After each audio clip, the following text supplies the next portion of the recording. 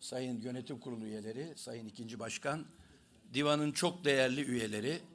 Şimdi bugüne kadar ben yaptığım konuşmalarda hiç işte şu penaltıydı, şu gol değildi falan diye konuşmadım. Ama bugün biraz değişiklik yapmak istiyorum.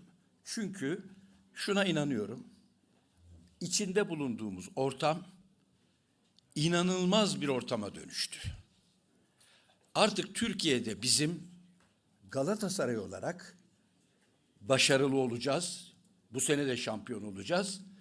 Ama bundan sonraki sene ne olacak? Gerçekten hepimiz yüreğimiz ağzımızda. Çünkü artık iş hep biliyoruz. Belki biz Galatasaraylılar olarak bugüne kadar hiç yapmadık diye çok fazla bazı gerçekleri dile getirmek istemiyoruz. Diğer camialarda korktukları için bir şey söyleyemiyorlar. Ama sonunda iş, bırakın hepimiz biliyoruz, rekabeti, sert rekabeti, ahlak kurallarını her tarafa bırakın. Artık her tür ahlaksızlığı, rezilliği de aştı ve bir terör ortamına dönüştü. Şimdi biz hepimiz divan kurulu üyeleriyiz. 25 yıllık üyeleriz. Ve en az aşağı yukarı 45 yaşında, en az 45 yaşındayız. Dolayısıyla bizim gençlerimize, sadece Galatasaraylılara değil, spor yapacak herkese, sporu seven herkese, futbolu seven herkese söyleyecek bir şeyimizin olması lazım. Biz bu ortamda eğer biz de sürüklenip gidersek, evet, harika futbolcularımız var, harika bir antrenörümüz var, şu anda paramız var veya neyse ve bu sene şampiyon gene olabiliriz, 5. yıldız takarız ama bundan sonrası felaket. Şimdi değerli arkadaşlar, samimiyetle söylüyorum ya. Ben Fransa'da eğitim aldım. Bir sürü burada olanlar İngiltere'yi, Fransa'yı, Almanya'yı, şurayı burayı biliyor. Hayatımda, bırakın öyle Fransa, İngiltere'yi, Papua Yeni Gine'de bile böyle rezil bir ortamın, böyle rezil bir işleyişin olduğuna inanmıyorum. Şimdi her ülkede, samimiyetle söylüyorum, bir zengin çocuğu çıkabilir, bir zengin çıkabilir. Kendi arkadaşlarını alabilir. O çocuğun hiçbir değeri, hiçbir kafasında ilkesi, hiçbir değerli gördüğü şey olmayabilir. Hiçbir kutsalı olmayabilir. Dinsel anlamda söylemiyorum. Ya arkadaşlık, dostluk, rekabet gibi hiçbir değeri olmayabilir. Ama bir şeyler yaptığında ortada bir devlet diye bir kurum vardır. Şimdi düşünün değerli arkadaşlar bu söylediğimi. Bankacılık sektöründe bunun olduğunu düşünün. Bir bankanın yöneticileri diğer bütün bankalara onlar karaktersizdir, onlar şöyle yapıyorlar, onlar böyle yapıyorlar, onlar zaten ahlaksız, para topluyorlar, çalıyorlar desin. Herkes sussun. Orada bankacılık sistemi yürür mü? Ya finans piyasalarında düşünün. Borsada şirketler bir tanesi geliyor, diğerleri için bunlar karaktersizdir, bunlar çalıyor zaten, bunlar ahlaksız, bunlar felaket, sakın almayın diyor. Bu yürür mü? Futbolda biz yürümesini bekliyoruz. Şimdi bu konuda böyle yürümeyeceğini siz de çok iyi biliyorsunuz, ben de biliyorum. Türkiye Cumhuriyeti'ndeki hani belli kişileri ayırın, herkes biliyor bunu. Peki gerçekten bu işin altında şimdi söyleyemediğimiz, söylemekten korktuğumuz gerçek de eğer siyaset olmasa, net söylüyorum bakın, yapılması gerekeni bana göre de söyleyeceğim ama bu iş buraya gelir mi? Gelmez. Gelmez. Gelmesi mümkün değil. Dünyanın hiçbir devletinde gelmez. Ama ben onu söylerken ilk önce hepinizin huzurunda bugüne kadar gelmiş geçmiş bazılarına oy da vermedim. Bugünkü yönetim dahil hepsine şöyle teşekkür etmek istiyorum. Bakın parasal şunu yaptı, amatör şubelere verdi veremedi diye değil. Ama ben bunca yıldır Galatasaraylıyım. Hiçbir gün bu divanda bir başkanın, burada divanda toplanan üyelerin oy birliğiyle veya el birliğiyle başka bir rakip hakkında küfürlü tezahüratlar yaparken el çırptığını hiç görmedim. Sağ olsunlar, var olsunlar bütün Galatasaray yönetimlerine. Biz diğer takımlara benzemeyiz derken bunu söylüyormuşuz. Bu doğru. Ve bunu maalesef yaşadık. 2. Ben hayatımda hiçbir Galatasaraylı'nın, Galatasaray yönetiminin, varsa başta bizler burada mahvederdik onu, şike kayıtlarında konuşma yaptığını, arkadaşlar parayı götür getir, tarlayı boşalt boşaltma dediğini ve Kasım'da sonunda KAS denilen kararın, kurumun evet haklı böyle yapmışsınız ve şike yapmışsınız dediğini hiç duymadım. Böyle bir şey olsa zaten biz, ya sen nasıl başkansın derdik. Bütün Galatasaray camiasına, taraftarları dahil yekvücut oldular şu anda. Hepimiz olduk. Onlara teşekkür ediyorum. Bütün hayatları pahasına, ekmek pahasına Galatasaray'ı savunmaya çalışan sayıları az sayıdaki yorumcuya, yazara da, gazeteciye de teşekkür ediyorum. Evet, bizler varken biz bu sene şampiyon oluruz. Ama sorun korkunç.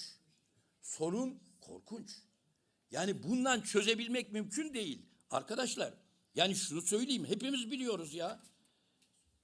Rekabet olur, tartışma olur, bazen sertlik olur, her şey olur ama biz 13 yıl şampiyon olmadık, 14. yıl olduk. Ya bir tane duyan var mı?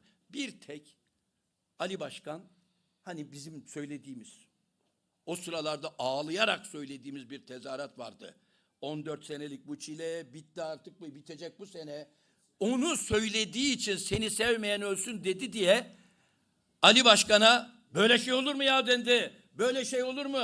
Böyle şey söyler mi? Ya şimdiki bu Fenerbahçe'nin başkanı Ali Koç denilen adam veya çocuk mu diyeyim bilmiyorum. Zerre kadar utanmadan, zerre kadar yüzü kızarmadan ahlaksızlar, alçaklar, şerefsizler, namussuzlar, malum camia diyor. Herkes kafayı şeye gömmüş, kuma gömmüş. Ya neden gömdüklerini ben anlıyorum. Sponsor. Abimizi kızdırmayalım. Sponsor. Ama devlet sen neredesin ya? Ya ben Sayın Bakan'ı siyaset yaptığım için bir iki kere gördüm parlamentoda. Onu da az gördüm ama gördüm. Arada sırada geliyordu oy kullanılırken en azından. Ama bilmeyen benim çocuklarım parlamentoda değildi. Çoğunuz da parlamentoda değildiniz. Bir bakanı bu kadar olay varken bir tek şeyde resmini görebilir misiniz ya? Bizden Vedat Muriç alınırken onu Fenerbahçe'ye gitmesi için ikna etmek isteyen ekibin içinde bir baktım Osman Aşkın bak. Şimdi bakan. Şimdi nerede? Bilmiyorum. Belki Sierra Leone'de tatildedir. Belki Papua Yeni Gine'de tatile gitmiştir. Şimdi bunun için söylüyorum. Bu işin böyle yürümeyeceğini söylemek için. Peki bunun sorumluları yani kim yapacak ama sorumlular kim? Hepimiz biliyoruz. Bir kere hiç bunu böyle kıvırmaya falan gerek yok. Ali Koç ve avenesi arkadaşları. Ben hayatımda böyle bir başkan görmedim. Söylüyorum. Şerefsizler, haysiyetsizler, hırsızlar, alçaklar. Şimdi Galatasaray yönetiminin bunu doğrudan tavır almamasını son derece haklı karşılıyorum. Bu tür adamla bu seviyeye düşmemek lazım. Kesin.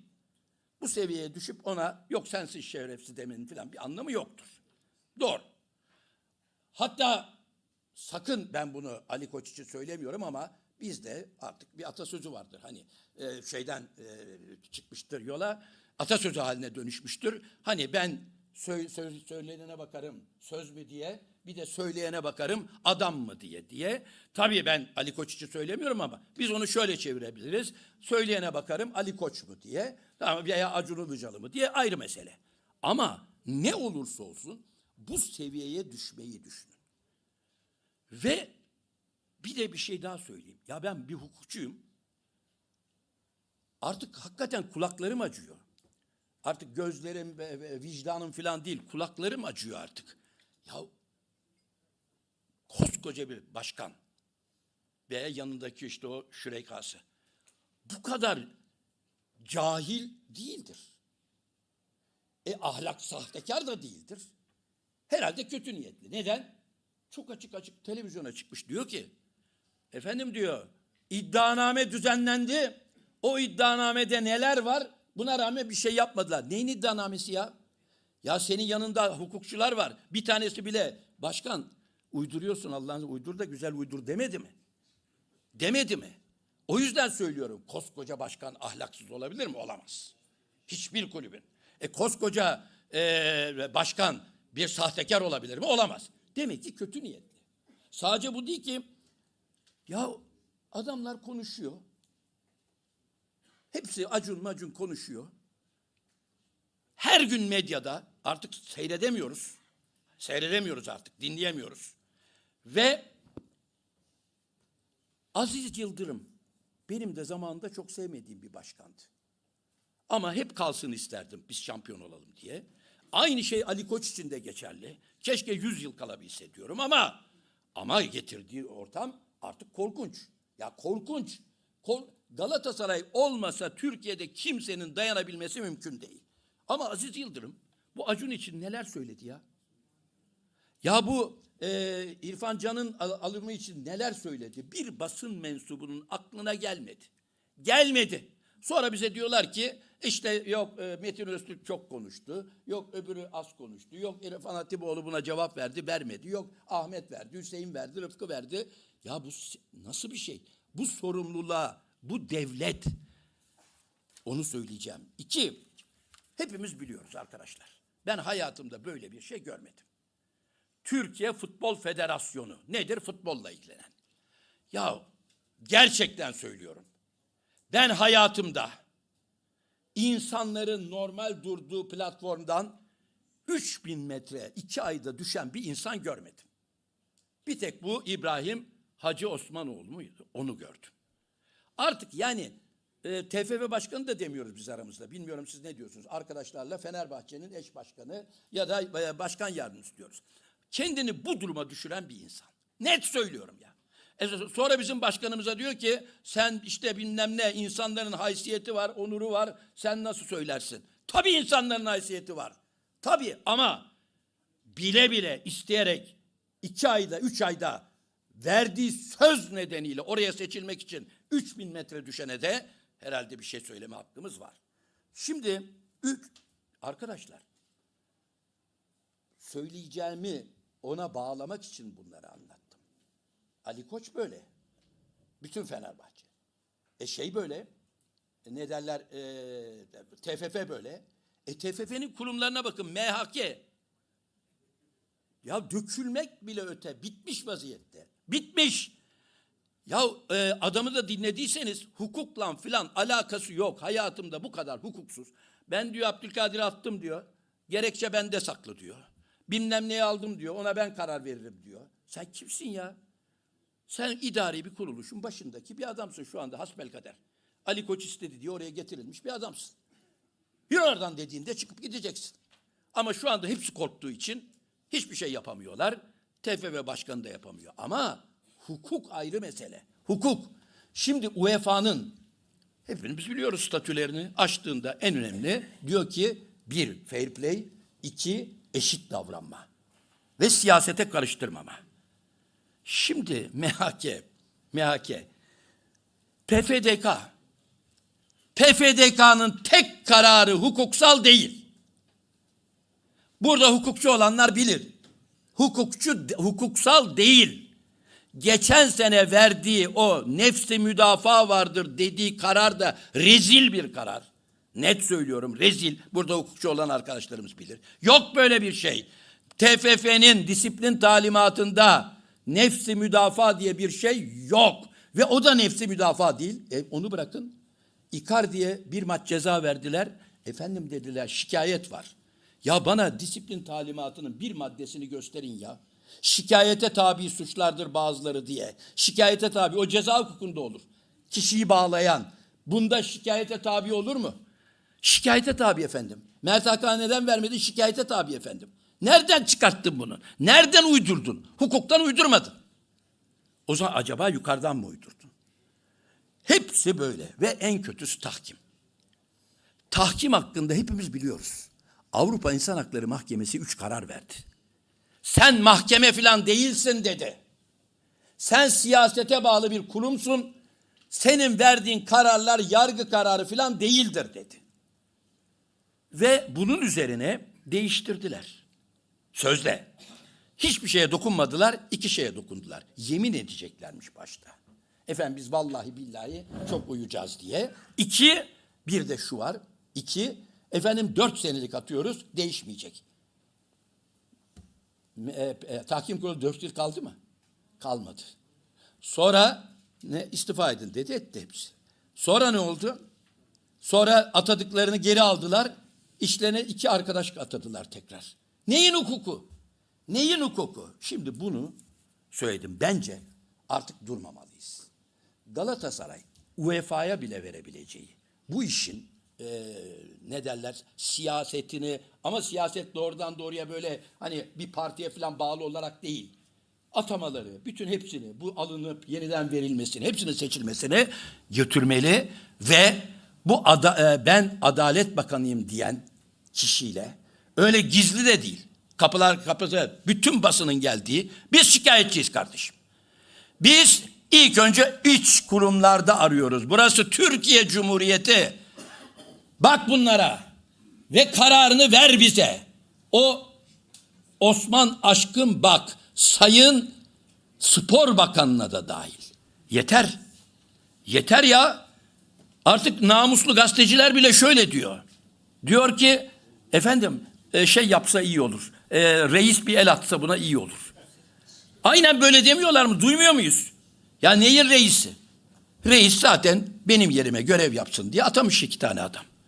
2 adamı saklanın diye atamamış. Saklanacaklarsa biz bunu çıkartmak zorundayız. Yoksa UEFA'ya götürmek zorundayız. Ve UEFA'nın en kızdığı şey hepimiz biliyoruz. Yaptığı da kararları da var Kasım. 3 şey. Fair play, siyaset ve eşitliğe aykırılık. Yani şeye aykırılık. İyi oyuna aykırılık. Son şunu söyleyeceğim. Bir de evet Galatasaraylıyız. Onur duyuyoruz. 13 sene şampiyon olamadık. Hiç kimseyi kötülemedik. Ama dediğim gibi işler artık şuraya geldi. Yani ya Süheyl Batum, neden bu kadar basit bir şeyle konuşuyorsun? Oysa bizim şu anda bir borcumuz var veya UEFA işte amatörlerde sıkıntılarımız var. Artık bu hepsinin tepesine geçti. Çünkü böyle bir sistemin yarayabilmesi mümkün değil. Bana söyleyin, yani doktorluk yapanlar söylesin. Doktorun biri çıkıyor, diğer bütün doktorlar sahtekardır, yalan yapıyorlar diyor, uyduruyor. Orada tıp şeyi yürür mü? Hasta üniversitelerden biri çıkıp öbürleri hepsi yalancı, bunlar adam öldürüyor, altına gömüyor öğrencileri dese bu yürür mü? Ve devlet buna böyle dursa. Hadi duruyor mu durmuyor mu diye bakalım. Hadi gelin siyasetçilerden 2 tanesine aynı şekilde Galatasaray olarak siz şöylesiniz böylesiniz sahtekarsınız diyelim, bakalım ne oluyor. Anında neden bakanlar dedim. Çünkü savcılar artık çok net ötleri patlıyor. Yukarıdan ötleri patlıyor. Bakın net söylüyorum. Biz saha basan adamı hep beraber yani saha basan Ali Koç'u döven adamı net bana bak karşıma durma dayak yersin diyen bizim genel sekreterimize adamı savcılığa şikayet ettik. Savcı 2 ay yırtındı, böyle yaptı, şöyle yaptı, öyle yaptı, sordu sağdan, savcıya sordu falan, en sonunda takipsizlik verdi. Şimdi takipsizlik verdi. En son söyleyeceğim şu. Lütfen biz de artık bazı şeyleri tarihi bir program yaptıralım bir yerde. Bu Galatasaray TV'de olmaz, yakışık almaz. Çok pırıl pırıl insanlar var. Yapmak isteyen. Pırıl pırıl insanlar. Gerçekten bizler çok dürüst insanlarız. Ama bilmiyoruz bunları, bazı şeyleri. Mesela geçenlerde bir yazışma gördüm. Adam diyor ki Galatasaray diyor 8-0 diyor şikeciler diyor. Şimdi eskiden bunu 1-2 tane meczup gazeteci söylerdi. Taraftar söylerdi. Biz itibar bile etmezdik. Ama şimdi bakıyorum ciddi ne derler Beşiktaş'ın genel kurul divan başkanı söylüyor ya. Böyle Yönetim kurulu üyesi söylüyor. 8-0 sahtekarlar. Bunun üzerine bir yazışma gördüm. Biri diyor ki ya biz o maçı 1-0 bile kazansak şampiyonduk diyor. Altında Galatasaraylılar cevap vermiş. Yapma ya. Vallahi bilmiyorduk diyor. Vallahi böyle. Bu kimin kabahati? Hepimizin kabahati. Biz efendi insanlarız ama efendilik çok efendi bir ortamda olur. Dolayısıyla şunu özellikle vurguluyorum. Lütfen ve lütfen artık sinirler had safhada. Yani benim eşimde hepimizin böyle. Çoluğu çocuğu da belki Galatasaray Kulübü'nün üyesi değil. Galatasaray liseli değil ama inanılmaz bir şey içindeyiz.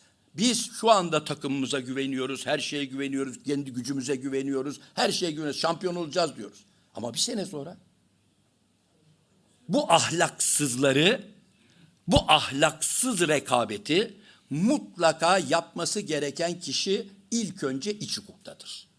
Sonda şunu söyleyeyim. İç hukuk diyorum ya, hani o Adalet Bakanı'na gel buraya, savcılara talimat ver diyelim. Bu şey bakanına da spor bakanına gel buraya. Bu ne ya? Diyelim diyorum. Tabii biz öyle demeyelim. Sayın Bakan, arzu hürmet ediyoruz. Lütfen diyelim. Ama olmazsa da bu iş şöyle olur. Hepimizin yaşadığı bir şey. Ben o sırada milletvekiliydim. 3 Temmuz yapıldı. Herkes Türkiye'de bitti diyordu. Bir baktım bir gün, bakın bunu net söylüyorum. Bir baktım Deniz Tolga Aytöre, Fenerbahçe'nin o sırada hukukçusu, Şekip Bey ve birkaç kişi daha milletvekillerini dolaşıyorlar. Ben kabul etmedim. Çünkü biliyordum. Hatta açıklığa söyleyeyim, çok sevdiğim bir insan vardı. Hakikaten çok sevdiğim. Bizim Köksal Bayraktar abimiz. Ona da abi sen yalnız gel ama bunlar bu heriflerle beni muhatap etme. Ve mecliste o gün ya istiyor, Aziz Başkan istiyor dediler. Bütün yasa değişti. Mevzuat değişti biliyorsunuz. Bütün yargılayan makam değişti. Değiştirildi. Mahkemeye verildi. Mahkeme diretti. 17-25 Haziran'a kadar diretti. Sonra elinden zorla alındı ve kararlarını verdi. Şimdi bizde herkes beraat etti. Herkes beraat etti. Avrupa'ya gitti. Kasa. O yüzden ilk önce Adalet Bakanı'na ve şeye gidelim, sonra gidelim diyorum. Bu ortamda bankacılık bile yürümez diye. Kas ne yaptı? İşte hepimizin bildiği. Yok saysalar da hem de öyle güzel koyuyor ki şike nedeniyle bir kulübe ceza verilebilir mi? Evet diyor. Yöneticileri işin içindeyse diyor. Burada evet içinde diyor. Şike tanımları şikeye girer mi diyor. Evet girer diyor. Bir daha yargılanma, federasyon belli cezalar verdi, bir daha yargılamayın diyor. Hayır diyor.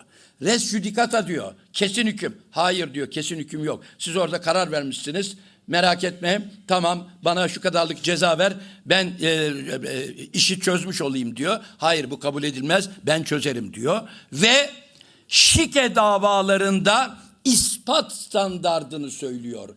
Ceza hukukunda diyor, kesin şey olması lazım diyor ortada. Gerçek ortaya çıkması lazım. Yani makul şüphenin bile ötesinde, kuvvetli şüphenin bile ötesine geçmesi gerekir. Ama disiplin soruşturmalarında bu kadar sert değildir diyor. Makul şüphe yeterlidir diyor. Makul şüphenin ötesi yeterlidir. Burada da vardır diyor. Ne oldu? Kas kararı 11 Nisan 2014 tarihli karar orada duruyor. Biz burada ne diyoruz? Biz kime bağlıyız? UEFA'ya. Kime bağlıyız? FIFA'ya. Biz burada böyle diyoruz. Şerefsizler, ahlaksızlar, bize şikeci diyen köpekler. Böyle söylüyor. Ne kadar güzel bir ortam ya. Hepinize saygılar sunuyorum ve istirham ediyorum. Sadece yönetimi bırakarak değil, toplayalım, bir sürü derneğimiz var bizim. Her şey ortada, her şey net ve Adalet Bakanı'nı bir gün buraya çağıralım. Çağıralım. Neydi? Spor Bakanı. Gel buraya. Gel buraya. Söyle, önümüzde bir şey söyle. Efendim durun bir dakika tuvalete gidiyorum falan değil. Efendim bir işim çıktı yarın geleceğim değil. Net bir şey söyle. Eğer böyle bankacılık yürürse, particilik yürürse, gazetecilik yürürse, herhangi bir şey yürürse futbolda yürür. Yürümezse de yeter artık. Hepinize saygılar.